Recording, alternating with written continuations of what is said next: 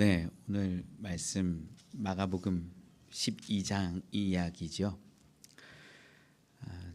사실 제가 솔직히 고백을 하면 큐티 본문으로 이렇게 넘어간 뒤에 굉장히 호흡이 가빠졌습니다.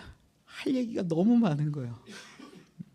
그리고 특히 복음서는 앞에 있는 이야기, 뒤에 있는 이야기가 연결되어 있어요. 그래서 여러분 맥락을 좀 잘 잡으셔야 오늘 말씀이 은혜가 됩니다.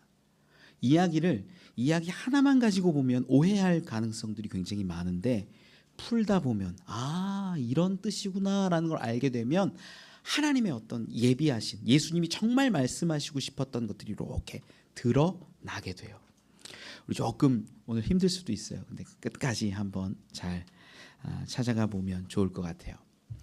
자, 예수님 오늘 비유 말씀을 읽어봤는데 비유 말씀이 그렇게 어렵지는 않아요. 어떤 거냐면 이 포도원 주인이 포도원을 가꿉니다. 포도원을 예쁘게 가꾸고 나서 거기에 뭐 산 울타리 치고 망대도 세우고 포도나무 잘 심었겠죠. 그걸 누구에게 줬냐면 농부들에게 주고 타국으로 떠나는 장면이 나옵니다. 이것이 이 이야기 가운데 이제 끝에 가면 그 주인의 어떤 하인들이나 아들까지 죽였기 때문에 이 주인이 와서 진멸한다라는 이야기로 나와요. 그리고 그걸 해석해 주는 이야기 말씀이 건축자의 이 버린 돌 시편 118편에 있는 그 말씀이 나오는 거예요. 근데 이게 이 흐름을 조금 알아야 되는데 오늘 본문의 12절 말씀에 보면 이렇게 기록을 해요. 우리 12장 12절 말씀 한 번만 더 같이 읽어볼까요? 시작.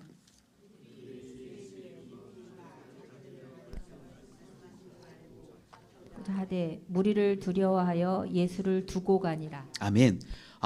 누군가가 예수님을 잡으러 왔다라는 거 이제 아시겠죠? 예수님을 잡으러 왔다가 이 이야기를 하고 나서 두고 갔다라는 이야기가 12절에 있는 거예요. 그럼 이들이 누구냐? 11장에 나오는 사람들이에요. 11장 이야기가 어떻게 되는 거? 11장 우리가 끝에 보면 27절로 33절까지에 이르는 장면에서 뭐가 나오냐면 대제사장과 서기관과 장로 같은 사람들이 와가지고 예수님에게 따져 묻는 거예요. 누가 너에게 이런 권위를 줘서 성전에서 매매하는 자, 장사하는 자들을 다 쫓아내라고 했냐라고 따지는 장면이에요. 이해가 가시죠? 예수님이 나귀를 타고 우리가 이제 보았지만 나귀를 타고 쭉 해서 예루살렘 성전에 입성하시고 나서 거기서 하셨던 일이 딱 두 가지가 있는데 여기까지 오늘 본문까지 두 가지가 있는데 하나는 이 무화과 나무 가운데에서 어떤 열매를 찾으려고 했는데 열매가 없어서 저주하신 사건이 하나 있고 그리고 또 두 번째 사건이 어떤 거냐면 성전 청결 사건이라고 불리우는 이 성전 가운데 매매하고 장사하고 환전하고 이런 사람들을 막 내쫓고 막 치는 이런 장면들이 기록되어져 있어요. 이 지금 11장의 끝에 나오는 이야기 제사장과 서기관과 바리새 장로들이 와가지고 누가 너에게 이런 권위를 줬냐 이렇게 따져 묻는 건 어떤 거냐면 어떤 의미냐면 예수님이 사람들 다 내쫓으니까 자기들이 장사하라고 시켰고 장사의 권한을 줬고 자기들의 이익을 취했는데 이 이익 받았던 것들 예수님으로 인해서 다 허물어지니까 따져 묻는 거예요. 이 사람들이 따져 묻는 것 가운데 예수님이 비유로 설명하시는 말씀이 오늘 본문이라는 거예요. 이제 맥이 조금 잡히죠. 예수님이 오늘 본문에 이 포도원을 농부들에게 주고 타국으로 갔고 이런 얘기를 하는 이유가 뭐냐면 하나님의 뜻 가운데 성전 가운데 어떤 일들이 일어났고 예수님이 사람들을 내쫓았는데 그들과의 문제가 불거져서 설명하시는 말씀이라는 거예요. 자, 이제 한 단계 나왔습니다. 이제 말씀이 요런 배경이 있구나라는 걸 이제 알고 좀 볼게요.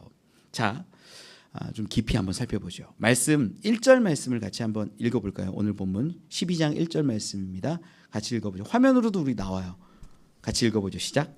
예수께서 비유로 그들에게 말씀하시되 한 사람이 포도원을 만들어 산 울타리로 두르고 즙자는 틀을 만들고 망대를 지어서 농부들에게 새로 주고 타국에 갔더니 아멘. 어떤 이야기를 하나 풀어 나가시는데 예수님이 어떤 사람이 정말 아름답게 이 포도원을 가꾼 것 같아요. 그냥 가꾼 게 아니라 산 울타리로 쳐서 어떤 다른 동물들이 못 들어오게도 했고 망대를 세워서 지키고 돌볼 수 있게 한 거예요. 거기에 이제 이 농부들에게 새로 준다라고 표현합니다. 근데 이 이야기가 갑자기 예수님이 만들어낸 이야기가 아니라 실제로 그 당시에 많이 있었던 사건을 예로 들고 있어요.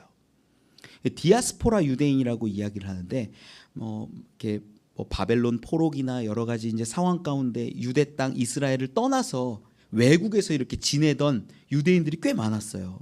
그런데 이 유대인들이 때가 되면 이 이스라엘로 돌아와서 유월절을 지키기도 하고 예배하기도 하고 그랬어요. 신앙은 지키고 있으니까. 그런 일들이 있는데 외국에서 부자가 된 사람들이 이스라엘 땅으로 딱 와서 여기 참 그래 내가 여기 고향인데 우리 아버지 고향인데 내 고향인데 여기를 좀 회복하고 잘해야겠다. 그러면 뭘 해요? 이 농사 같은 거 짓도록 포도원 농장 같은 거 만드는 거예요. 그러면 이 짓고 나면 여기에 평생 사냐 아닌 거예요. 다시 외국으로 갈 때도 있어요. 그래서 실제로 그 당시에 상황들을 보니까 그런 일들이 굉장히 많았다고 합니다. 그럼 거기에서 그냥 있는 게 아니에요. 다 갖춰놔요. 하나도 빠짐없이. 그리고 농부들을 거기에 이제 새를 주고 떠났다고 하는데 농부들을 만약에 이제 묘목을 심었다고 하면 작은 포도나무가 열매를 맺으면 보통 한 5년쯤 걸린다고 합니다. 5년쯤 걸려야 이제 지나야 포도 열매가 맺혀요. 이 포도 열매를 맺을 때까지는 대략 4년 5년 가량 걸리는데 4년 5년 동안 이 농부들이 먹을 걸 어떻게 할까요? 주인이 줘요. 주인이 주어요. 그 당시 이제 상황들을 설명을 하는 거예요. 보통 그래서 부자인 디아스포라 유대인들이 이스라엘 땅에 와가지고 그래 농장도 만들고 여기 이제 망대도 세우고 울타리도 치고 완전히 거기 포도즙 즙 짜는 틀까지 만들어 놓고 모든 걸 다 갖춰 놓은 거예요. 농부들을 불러가지고 농부들에게 한 4년 5년 동안 먹을 것까지도 다 주어서 잘 갖고 라. 내가 묘목도 좋은 거 사놨어. 아마 4년 5년 지나면 좋은 열매 맺을 거야. 이런 기대감을 가지고 다시 자기가 살았던 타국으로 떠나는 거예요. 무슨 얘기인지 아시겠죠? 그랬는데 이제 이 포도가 열매가 맺혀지고 이제 몇 년이 지난 다음에 열매를 좀 소출을 얻으려고 주인이 하인을 보내는 겁니다. 외국에서. 근데 그때마다 문제가 생기는 거예요. 요 이야기예요. 자, 말씀을 계속 보면서 깊이 한번 살펴볼게요. 오늘 2절로 5절까지 한번 살펴봅시다. 오늘 본문 2절로 5절 같이 읽어보죠. 시작. 내가 이름에 농부들에게 포도원 소출을 얼마를 받으려고 한 종을 보내니 그들이 종을 잡아 심히 때리고 거저 보내었거늘 다시 다른 종을 보내니 그의 머리에 상처를 내고 능욕하였거늘 또 다른 종을 보내니 그들이 그를 죽이고 또 그 외 많은 종들도 더러는 때리고 더러는 죽인지라. 아멘. 종들을 보낼 때마다 때려서 쫓아보내거나 죽여버리거나 막 이런 일들이 계속 여러 번 여러 차례 있었다라는 거예요. 근데 이 오늘 본문 말씀에 여러분 제가 맥락 흐름이 굉장히 중요하다라고 설명을 드린 이유가 요 부분만 딱 있잖아요. 그러면 우리 가운데 어떤 교훈으로 다가오냐면 주인의 것을 주인에게 드려야 되는구나라는 교훈이 딱 심어져요. 요 부분만 읽으면 여러분 같으면 어떠시겠어요? 주인 것이잖아요. 원래가 주인 것이었으니까 새로 농부에게 주고 타국으로 갔으니까 주인이 원하면 그 소출을 그 당시에는 실제로 한 3분의 1에서 2분의 1 정도를 주인의 것으로 주고 나머지는 농부가 가졌어요. 그러니까 주인에게 주고 나머지 건 우리 것이다 라는 생각을 가져야 되는데 보니까 종들이 나빴네. 종들이 보니까 주인에게 싫어가지고 주기 싫은 마음이 있어가지고 이 종들을 때리기도 하고 죽이기도 해서 어렵게 하고 자기가 다 가지려고 했네 라고 보여요. 그럼 우리에게 교훈이 뭐예요? 주인의 것을 주인에게 돌려라. 이런 교훈으로 딱 나와 버려요. 그렇죠? 그런데 말씀이 그게 아니에요. 그 의미가 아니에요. 왜 그러냐? 오늘 본문 가운데 있는 이야기가 평행본문을 좀 보면 마태복음이 있거든요. 마태복음 우리 21장을 좀 한번 보면 좋을 것 같아요. 마태복음 21장 살펴보죠. 마태복음 우리 21장 가운데 33절로부터 해서 이 46절까지가 끝까지가 이 포도원 농부에 대한 비유예요. 여러분 성경도 이렇게 글씨가 써 있죠. 요 21장 33절로 46절까지 거의 내용이 같습니다. 그런데 마태복음에는 아주 독특한 기록 하나가 추가돼 있어요. 그게 43절이에요. 우리 43절을 좀 한번 읽어보면 좋을 것 같아요. 마태복음 21장 43절입니다. 같이 읽어보죠. 시작. 그러므로 내가 너희에게 이르노니 하나님의 나라를 너희는 빼앗기고 그 나라의 열매 맺는 백성이 받으리라. 아멘. 중요한 이야기예요. 뭐냐면 우리가 하나님 나라를 얻는다라는 것은 열매를 내가 많이 맺어가지고 그 열매를 하나님께 드리는 것이라고 생각할 수 있는데 방금 읽은 마태복음 21장 43절에는 뭐라고 기록하냐면요. 하나님 나라를 너희는 빼앗기고 그 농부들을 이야기하겠죠. 이런 사람들을 너희는 빼앗기고 그 다음에 기록되어 있는 것이 뭐냐면 그 나라에 열매 맺는 백성이 받으리라 이렇게 기록해요. 그 나라의 열매를 맺었다는 거예요? 못 맺었다는 거예요? 못 맺었다는 거예요. 농부들이. 아주 중요한 이야기예요. 뭐냐면 열매를 우리가 많이 맺은 것 가운데 일부를 하나님께 드리면 우리가 하나님 나라에 이르는구나 뭐 이렇게 생각할 수 있는데 그 의미가 아니라 중요한 하나님의 나라는 어떤 자들이 받게 되냐면 열매 맺는 자가 받게 된다라는 이야기를 하는 거예요. 내 것을 내가 이렇게 농사를 열심히 져가지고 이 중에 일부를 주인께 드리는 것이 중요한 게 아니라 열매 자체를 맺지 못한 그들을 이야기하고 계신 거예요. 열매를 맺는 자가 하나님 나라를 받는다라는 거예요. 이제 막 헷갈리기 시작해요. 이것이 어떤 의미인지를 제가 설명을 좀 드릴게요. 다시 본문 가운데 우리 마가복음을 보면 그 나머지 내용은 거의 똑같습니다. 어떤 의미냐면 지금 여기 있는 농부들의 마음이 어떤 건지를 알아야 되는데 우리가 그냥 흘려서 생각을 하면 어떻게 되냐면 이 주인의 것을 줘야 되는데 주기 싫은 마음이라고 생각을 해요. 야, 종이 오면 때리고 종이 오면 죽이고 주인에게 주기가 싫은 거예요. 이 마음인 거예요. 주인에게. 어떤 건지 아시겠죠? 주인에게 주고 싶은 마음이 별로 없는 거예요. 내 것이 됐으면 좋겠고 뭐 이러는 거예요. 그런 마음이 사실은 아니라 여기에 있는 마음은 뭘 얘기하냐면 애초부터 원래부터 주인에게 드릴 열매로 생각한 것이 없었다라는 거예요. 아주 중요해요. 뭐냐면 조금 어렵죠? 어떤 거냐면 내가 농사를 다 짓고 나서 이 농사 지은 것 중에 일부는 주인의 것, 일부는 내 것 이게 아닌 거예요. 그들 가운데는 처음부터 이것은 다 내 것이라는 마음과 생각을 가지고 있었기 때문에 이런 사건이 일어나는 겁니다.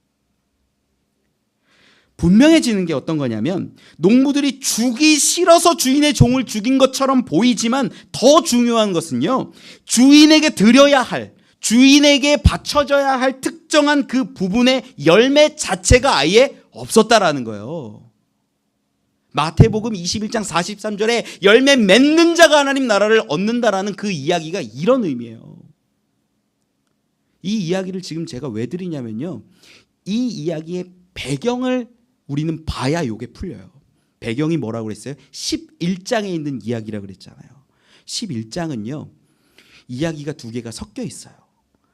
처음에 예수님이 11장 우리 마가복음 11장 11절 말씀을 좀 읽어볼게요. 이 부분 굉장히 중요한 건데 11장 11절입니다. 마가복음 같이 읽어보죠. 시작. 에 이르러 성전에 들어가사 모든 것을 둘러보시고 때가 이미 저물매 12 제자를 데리시고 베다니에 나가시니라. 아멘. 여러분 성경책에 보면은 이 11절 앞에 동그라미 땡 하나 붙어 있는 거 보이시죠? 그리고 12절로 가면 또 동그라미 땡 하나 붙어 있죠. 11절만 단독적인 말씀으로 보여요. 그죠? 그 의미를 잘 모르세요? 땡고라미 땅 치는 게 뭐냐면 달락달락 지어졌다라는 보통 의미예요. 그러니까 11절만 하나만 있어요. 하나만. 11절에 뭘 하셨냐면 예수님이 나귀 타고 예루살렘 성전에 딱 올라가셨는데 한 거 아무것도 없고 거기에 있는 모든 것을 둘러보신 것만 있어요. 둘러보다라는 이 헬라어가 페리블레포라는 단어를 쓰는데 이게 어원이 어떻게 되냐면 사냥감을 찾듯이 찾아보고 이렇게 노려보는 그런 단어예요. 예수님이 성전에 다 올라가셨어요. 나귀를 타고 제자들과 함께 그 옆에서 수많은 무리가 앞서가며 뒤서가며 뭐 했어요? 다윗의 자손 예수여 뭐 이랬잖아요. 그래서 성전에 딱 올라가셨는데 예수님이 쫙 둘러보시는 거예요. 둘러보셨는데 아무 말 안 하고 내려오세요. 그게 11절 이야기예요.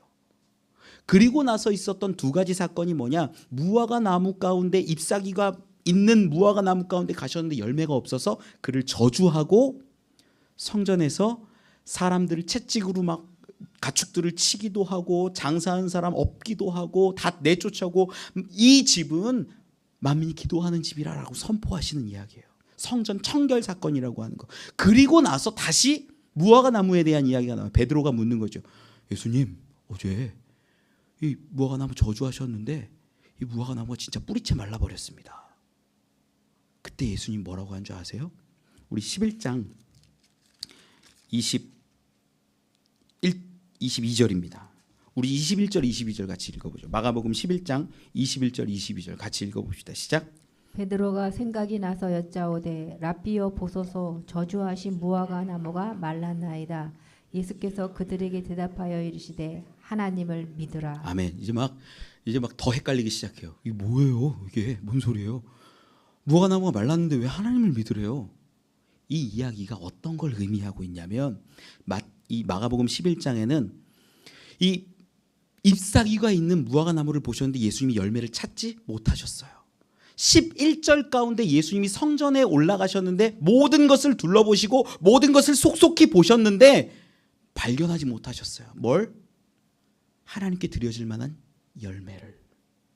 이게 같은 이야기라는 거예요. 같은 이야기. 성전 청결 사건과 무화과가 말라버린 사건이 사실은 같은 이야기 가운데 예수님이 하고 싶었던 말씀이라는 거예요. 그래서 이 내리치는 거예요. 사람들 장사하고 매매한 사람들 다 내쫓는 거예요. 너희가 지금 유월절을 지키겠다라고 성전에 수많은 사람들이 모이고 디아스포라 유대인들이 수없이 많이 와서 여기서 제사를 드리고 저 멀리서부터 제물을 드리겠다라고 양을 데려오고 염소를 데려오고 그런 사람들 많이 있지만 이곳에서 성경을 가르치겠다고 서기관들이 가르치고 있지만 수많은 모습들이 있고 찬양도 있고 찬송도 있지만 그 모든 것을 둘러보셨을 때 예수님의 마음에 들지 않았다는 거예요. 그리고 뭐 했어요? 내쫓는 거예요. 그들을. 예배가 있었어요. 제사가 있었어요. 찬양도 있었어요. 가르치는 것도 있었어요. 그런데 예수님의 마음에 들지 않는 거예요. 먹을 만한 열매가 없었다라는 거예요. 잎사귀는 무성한데. 그 이야기를 11장에서 쭉 풀어나가요. 거기에서 예수님이 마지막에 다 말라버렸습니다 하니까 진짜 이스라엘에게 필요한 걸 말씀하는데 하나님을 믿으라 얘기하시는 거예요. 우리에게 종교적인 열심과 노력과 드림과 행위와 봉사와 이런 것들이 엄청나게 많지만 이것이 잎사귀만 가득하고 하나님께 드려지지 못한 열매일 수 있다라는 거예요. 그럼 우리에게 필요한 건 뭡니까? 하나님을 믿는 거예요. 이 땅 가운데 실체로 오시고 분명하게 오신 예수 그리스도를 바라보고 믿는 것이 우리에게 가장 중요한 열매됨을 믿습니다. 이걸 믿는 사람들인 거예요. 이걸 배경으로 해요. 이게 배경도 은혜가 되죠. 배경 가운데 이제 제사장과 뭐 장로들이 쫓아와서 묻는 거예요. 누가 너한테 이런 권위를 줘가지고 왜 장사한 사람 다 내쫓아? 너 한번 그럼 대답해봐. 세례 요한의 세례줌이 누구의 권위로부터 온 거야? 하늘이야? 사람이야? 제사장 이런 사람이 아무 말 못하는 거야. 그리고 나서 이야기를 풀어가시는데 오늘 본문인 거죠. 그래서 오늘 본문에는요 이야기가 연결되어 있는데 맺지 못하고 있는 그 열매에 대한 무화과 나무의 비유가 지금까지 계속되고 있는 거예요. 사실은 뭐냐? 우리가 농부라고 여긴다면 그 농부인데 많은 하나님께 드릴 수 있는 하나님이 찾으시는 이 많은 열매를 맺었는데 드리지 않아서가 문제가 아니에요. 드리지 않은 것이 문제가 아니에요. 문제가 뭐냐면 내가 농부로서 열심히 많이 열매를 맺었는데 이 모든 열매가 원래부터 하나님이 바라시고 원하시는 열매가 아니었다라는 거예요. 이게 중요해요. 우리가 너무나 열심히 종교적인 행위를 하고 예배를 드리고 찬양을 하고 헌금을 하고 봉사를 한다 한들 그것이 하나님이 원하시는 방법이 아니라면 그것은 의미 없는 거예요. 우리의 종교 행위일 뿐이에요. 우리는 어떻게 살아야 합니까? 하나님이 원하시는 방법으로 하나님이 원하시는 뜻 가운데 열매를 맺는 모습이 되어야 한다라는 겁니다.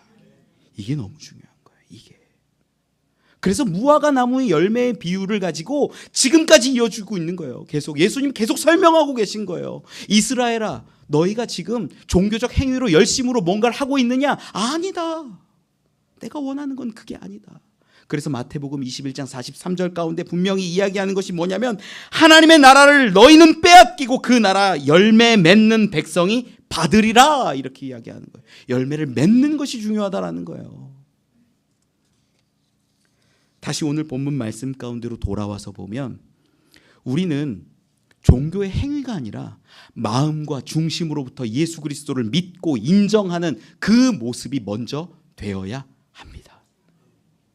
여러분, 교회에 수백 번 수천 번 와서 수십억 수백억을 헌금으로 드려도 여러분 삶이 교회에서 살아가는 삶이어도 그게 하나님이 원하시는 방법이 아니라면 여러분의 종교적인 활동에 불과해요. 그런데 없어도 하나님, 저에게 1,000원밖에 없어요. 하나님, 제가 할 수 있는 게 건강이 없어서 이것밖에 못하네요.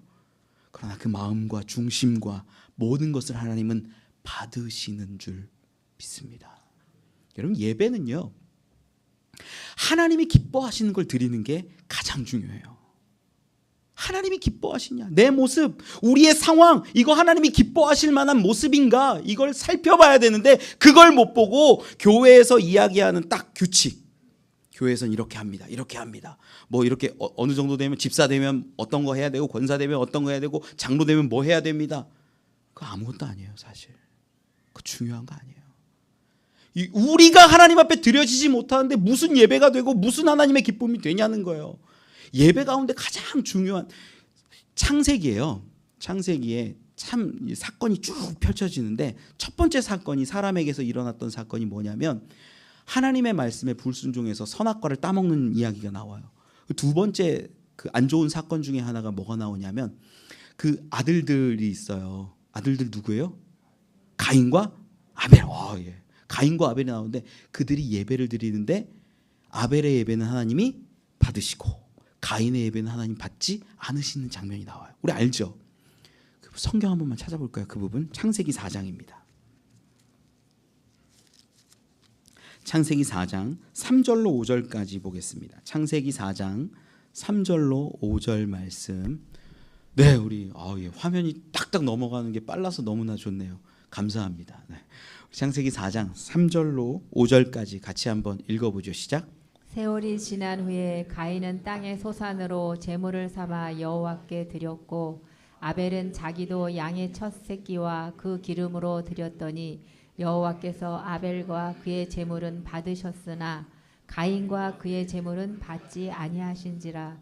가인이 몹시 분하여 안색이 변하니. 아멘, 아멘. 지금 가인과 아벨이 예배드리는 장면이에요. 근데 가인의 예배를 받으셨어요? 안 받으셨어요? 안 받으세요. 그런데 성경을 가만히 읽어보면 가인과 그 제물을 안 받으셨다 그래요. 그 제물이에요? 가인이 들어가요. 가인이 들어가요. 그리고 아벨의 제사를 받으실 때는 뭐라고 정확하게 기록하냐면 아벨과 그 제물을 받으시는 거예요. 제물이 중요하지 않아요. 어떤 목사님들은 거기에 뭐 피가 있냐 없냐, 사실 그거 큰 의미가 아닙니다. 큰 의미가 아직까지는 대속의 어떤 의미들을 보여주실 수는 있지만 그것이 가장 중요한 이야기는 아니에요. 민수기 18장 12절에는 이런 기록이 있어요. 그것도 띄워주실 수 있어요? 민수기 18장 12절 말씀이요. 같이 한번 읽어볼까요? 민수기 18장 12절 말씀입니다. 같이 한번 읽어보죠. 제가 읽을게요. 시작. 그들이 여호와께 드리는 첫 소산 곧 제일 좋은 기름과 제일 좋은 포도주와 곡식을 내게 주었은즉. 아멘. 첫 소산이라는 표현이 있어요. 하나님께 열매를 드리고 곡식을 드리는 게 문제가 돼요, 안 돼요? 안 돼요. 그것도 받으셔요. 그런데 중요한 거 여기 있는데, 지금 민수기 18장 12절에는 뭘 드리는 걸로 기록해? 첫 소산이라고 기록을 해. 첫 소산. 첫 소산이 레슈트라는 이제 히브리어를 쓰는데 요거는 가인이 드렸던 소산과는 달라요. 가인은 그냥 소산을 드렸어요. 그렇죠? 성경 그대로 보는 거예요. 가인은 그냥 소산을 드렸어요. 아벨은 뭘 드렸을까요? 첫 새끼를 드렸어요. 첫 새끼 하니까 욕 같네요. 이게 첫 양 새끼를 드린 거예요. 근데 첫이라는 게 이게 어떤 의미냐면 맞이라는 개념이 있고 대표한다는 개념이 있어요. 이게 뭐 어떤 의미입니까? 아벨은요 하나님이 주신 모든 것을 대표해서 그래서 거기 표현되는 것들이 첫 새끼와 기름으로 드렸다라는 거예요. 기름으로. 이게 하나님께 주신 것이 너무 감사하고 기쁜 거예요. 그래서 나에게 주신 모든 것을 대표해서 나와 함께 드리는 모습이 아벨에게 있었던 거고 가인에겐 뭐가 있었냐면 있는 거 드려. 거기에 의미가 가치가 질이 없었던 거예요. 그러니까 그 하나님께 드리는 예배는 있는 것 같은데 그 소산을 불태우는 것 같기는 하는데 그 마음이 없고 중심이 없고 그 가인이 없었으니까 하나님이 받지 않으시는 거예요. 여러분 지금도 동일합니다. 이건 예수님 시대나 가인 시대, 창세기에 왜 이 사건이 있냐면 우리에게 가장 중요한 것 중에 하나가 예배를 온전히 세우는 것이기 때문에 이야기를 하고 계시는 거예요. 예배를. 우리는 어떻게 해요? 예수님 시대까지 왔어도 수많은 사람들이 유월절 절기를 지킵니다. 제사하고 제물 가져오고 성경 외우고 말씀 듣고 이 절기 지키려고 외국에서 막 몰려왔음에도 불구하고 예수님 보기에는 먹을 만한 열매가 없었어요. 믿음이 없었어요. 여러분 우리의 신앙을 한번 봅시다. 우리의 예배를 한번 봅시다. 정말 열심히 오셔서 예배하죠. 우리 교회 가운데도 아이들 데리고 힘들게 오는 성도들도 있고요. 아픈 몸을 이끌고 어렵게 오는 분들도 있습니다. 밤에 늦게까지 일하고 힘든 몸 가지고 지쳐서 오는 분들도 있어요. 알아요 제가. 여러분 상황이 중요한 게 아니라 뭐가 중요한 거냐면 우리의 마음과 중심과 정말 정성을 쏟아낼 수 있느냐 없느냐가 중요한 거지 행위가 중요한 게 아니에요. 행위가 중요한 게 아니에요. 많은 사람들이 예배 드리는데 오해해요. 야 목사님이 시키는 대로 뭐 이렇게 하면 잘 되겠지. 아니요. 여러분이 하나님 앞에 제물이 되고 예배가 되어야 합니다. 그것이 의미 있어요. 내가 드릴 만한 내 것을 드릴 만한 열매를 맺고 있느냐. 그것을 예수님은 얘기하고 계시는데 야 그래 하나님께 드릴 만한 거 있으면 가지고 와서 드리자. 아니에요. 지금 그 얘기하고 있는 게 아니에요. 여러분이 하나님의 열매가 되기를 원합니다. 드려질 만한 받을 만한 맺혀질 만한 그 열매가 되어서 여러분을 보시고 하나님이 기쁘다. 내가 너무 기쁘다. 내가 너를 봐서 내가 너무나 기쁘다. 너가 아름답게 맺어졌구나. 너가 정말 튼튼하게 맺어졌구나. 내가 너무 행복하다. 그렇게 말씀하시는 게 가장 큰 은혜 아닐까요? 여러분 우리는 내 것 이것 드려야지 저것 드려야지 이렇게 생각하지 마세요. 우리를 온전히 하나님께 내어 드릴 수 있기를 소망합니다. 말씀으로 돌아와서 이제 본문을 계속 보지요. 우리 5절까지 읽었는데 6절로 8절까지 같이 읽어봅시다. 시작. 한 사람이 남았으니 곧 그가 사랑하는 아들이라 최후로 이를 보내며 이르되 내 아들은 존대하리라 하였더니 그 농부들이 서로 말하되 이는 상속자니 자 죽이자 그러면 그 유산이 우리 것이 되리라 하고 이에 잡아 죽여 포도원 밖에 내던졌느니라. 아멘. 참 이상한 게 하나 있어요. 본문 가운데. 뭐냐면 종을 한 명 보내가지고 너희들이 농사 지은 거 내놔. 그랬는데 때리고 죽였어요. 근데 지금 우리가 쭉 읽어봤지만 그게 여러 번 일어난 것 같잖아요. 그럼 한 번, 두 번 그랬으면 원래 주인이 와가지고 이런 싸가지 없는 막 뒤집어 엎고 막 이미 군대 동원해가지고 막 죽이고 이랬어야 되잖아요.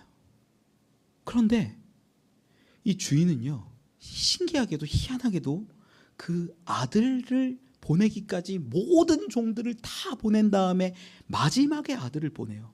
그리고 마지막에 아들이 죽으니까 주인이 등장해요.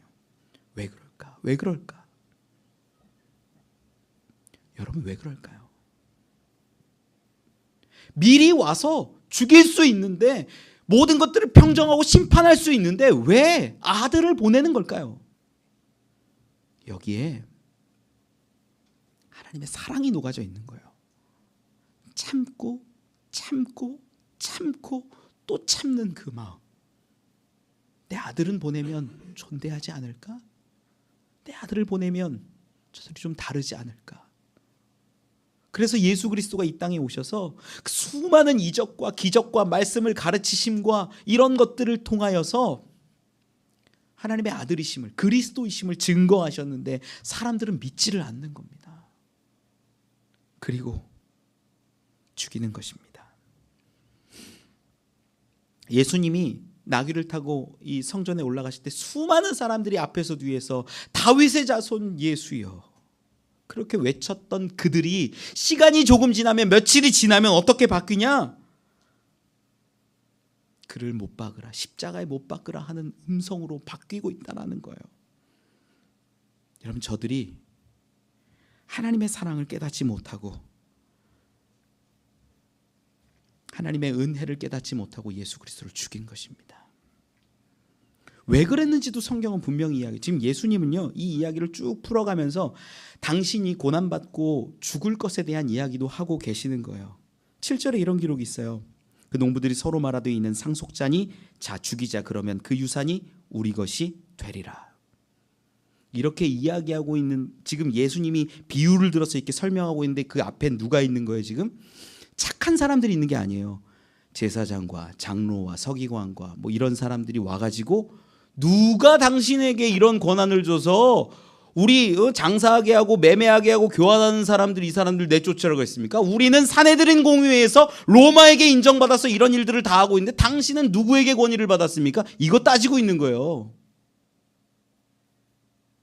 저 따지는 사람들이 왜 그랬을까요? 자기들의 기득권이 무너지기 때문이에요. 자기들의 기득권이. 여기서 장사하고 교환하고 매매하는 것을 통하여서 엄청난 부와 수익을 얻고 있었는데 그 일들을 예수님이 내쫓고 못하게 하시니까 찾아와서 분노하는 거예요. 왜 못하게 하냐? 지금 저들이 하는 행위가 하나님의 아들을 미워하고 그가 상속자 되니 죽이면 내 것이 될 거다라는 생각을 한 것과 동일한 거죠.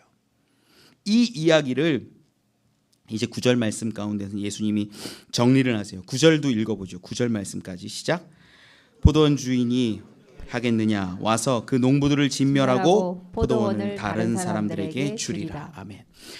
하나님이 심판하시는 것에 대한 이야기까지 분명히 하십니다. 그리고 나서 이 이야기를 한 번 더 정리를 해주는 이야기가 10절에서 12절 말씀이에요. 정리해 볼게요. 10절에서 12절까지도 한번 같이 읽어봅시다. 저 죄송한데 물 한 잔만 좀 떠다 주시겠어요? 예. 우리 10절에서 12절까지 같이 읽어보죠. 시작. 너희가 성경에 건축자들이 버린 돌이 모퉁이의 머릿돌이 되었나니 이것은 주로 말미암아 된 것이요 우리 눈에 놀랍도다 함을 읽어보지도 못하였느냐 하시니라. 그들이 예수의 이 비유가 자기들을 가리켜 말씀하신 줄 알고 잡고자 하되 무리를 두려워하여 예수를 두고 가니라. 아멘. 시편 118편 22절 23절에 보면 이 기록이 나오는데 이게 어떤 비유냐면 다윗이 했던 시편 고백이에요. 근데 이게 다윗이 사울 왕이 죽일 때마다 도망 다니고 어려워하면서 하나님에게 이제 고백하는 것이 나는 건축자의 버려진 돌 같은 존재인데 그런 머릿돌에 불과했는데 하나님이 이렇게 들어 쓰십니다라고 찬양하는 그 고백이에요. 그런데 이 이야기를 왜 했는고 이 부분을 좀 살펴봐야 돼요. 예수님이 이 당시 이제 건축자의 어떤 그 모퉁이 머릿돌이라는 걸 우리가 조금 알아야 되는데 어떤 거냐면 이 당시 우리나라는 뭐 이렇게 건축 같은 거 할 때 주춧돌이 중심이었잖아요. 옛날 얘기하는 거예요. 옛날 얘기. 주춧돌이 크면 건물이 커져요. 주춧돌이 작으면 건물이 짓는 것이 작을 거예요. 그 당시에 어떤 건축을 할 때 기초를 어떻게 세우느냐에 따라서 건축의 구조가 크기가 결정됩니다. 그래서 모퉁이의 머릿돌이 얼마나 튼튼하냐, 얼마나 크냐 이런 것들이 건축하는 어떤 결정짓는 중요한 요소였다라는 거예요. 그래서 모퉁이 머릿돌이다 그러면 건축의 어떤 전체를 가늠할 수 있게 해주는 중요한 요소였어요. 지표였어요. 그런데 모퉁이 머릿돌을 버렸다라고 하는 건 어떤 의미냐면 건축자가 보기에 쓸모가 없는 거예요. 쓸모가 없는 거예요. 건축자가 보기에는 필요 없고 의미 없는 돌이어서 버렸는데 어떻게 하시냐면 그 모습을 하나님께서 여호와께서 이제 머릿돌이 되게 하시는 거예요. 행하시는 거예요. 놀라운 건축을 이루어 가시는 거예요. 여러분, 이 이야기는 뭘 의미하고 있는지를 우리는 알아야 돼요. 지금 이스라엘에 있는 제사장과 장로와 서기관들 앞에서 이야기하는데 너희가 보기에는 나를 버리고 너희는 나를 죽이고 너희는 나를 인정하지 않지만 하나님께서 그 버려진 인생 같은 그 건축자들이 버린 돌을 가져다가 성전을 세우신다라는 거예요. 그럼 여기 중요한 것이 하나가 나타나요. 뭐냐면 이 건축자들은요, 건축주가 원하는 걸 세우는 게 아니었다라는 거예요. 하나님이 건축주라면 하나님의 뜻에 맞게 성전을 세우고 예배를 드리고 하나님의 뜻에 맞게 무언가를 만들어내야 되는데 이 건축자들은 뭐 했냐면 내가 보기에 그 돌 쓸모없어. 내가 보기에 그 돌 의미 없어. 여기에 세울 필요가 없어. 이랬던 거예요. 여러분, 우리의 예배가요, 우리 이 자리가요, 우리의 삶이요, 성전이라고 이야기한다면 하나님이 원하시는 것으로 채워져서 세워져야지 맞는 것인데 내가 보기에 하나님의 뜻과 내 뜻은 안 맞습니다. 내가 세우는 사람들이 많아요. 내가 성전 세우고 내 삶을 세우고 내 자리를 세우고. 그러니까 예수 그리스도가 하나님의 복음이, 말씀이, 하나님의 뜻이 우리 가운데 임했을 때 우리는 어떻게 하냐? 버리는 거예요. 물질 없는데 필요 없어. 희생하는 거. 내가 성공하는데 봉사하는 거 아니야. 내 것이 중요하지 어떻게 교회를 위해 희생을 해. 나 먹기도 불편한데 무슨 다음 세대를 위해 희생해.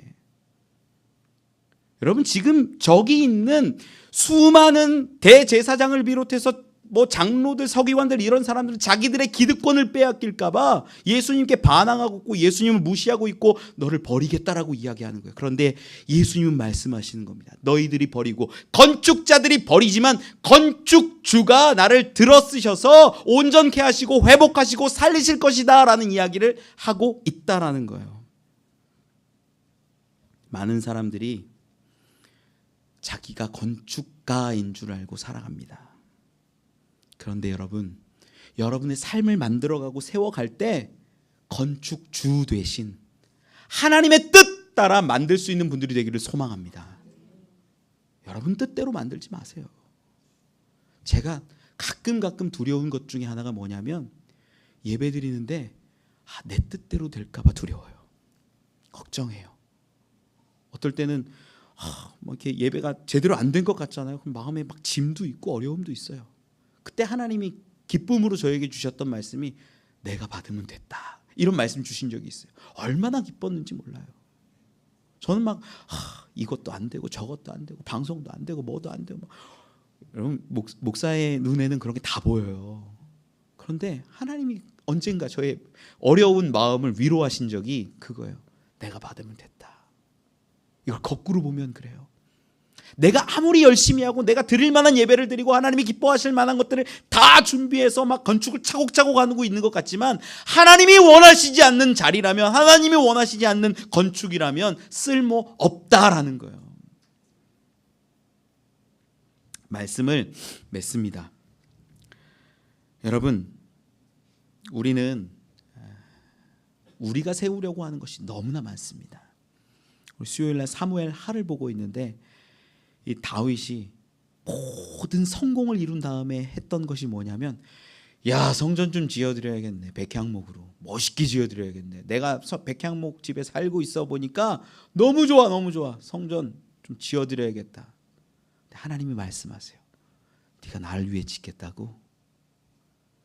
내가 이스라엘을 애굽에서 구할 때부터 내가 은혜 주고 내가 구했고 내가 생명 주고 내가 먹을 것 주었는데 네가 나를 위해 뭘 하겠다고?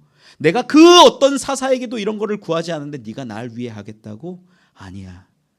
내가 너의 집을 세우고 내가 너의 가정을 세우고 너의 자녀를 세워서 견고하게 할 거야 라고 오히려 하나님이 그 건축하고자 하는 마음을 깨뜨린 다음에 은혜와 축복을 부어주신다라는 거예요. 이게 하나님의 방법이에요. 내가 하려고 하는 것이 아니라 하나님이 이끌어 가시는 것이 우리 가운데 펼쳐져 가야 한다라는 겁니다. 여러분, 우리가 만약 농부라면 내가 무언가를 막 만들어서 하나님께 드려야겠다? 아닙니다. 하나님께서 하나님의 일을 이루어 가십니다. 우리는 집중해야 할 것은 오직 하나님의 뜻입니다. 하나님이 우리에게 무엇을 원하시는지, 내가 드릴 만한 열매가 무엇인지 그 믿음의 모습으로 나아갈 때 우리는 건축주께서 원하시는 대로 돌을 쌓아가고 아름다운 성전을 이루어가는 사람들이 될 것을 믿습니다. 그러한 저와 여러분 우리 되시길 간절히 축원합니다.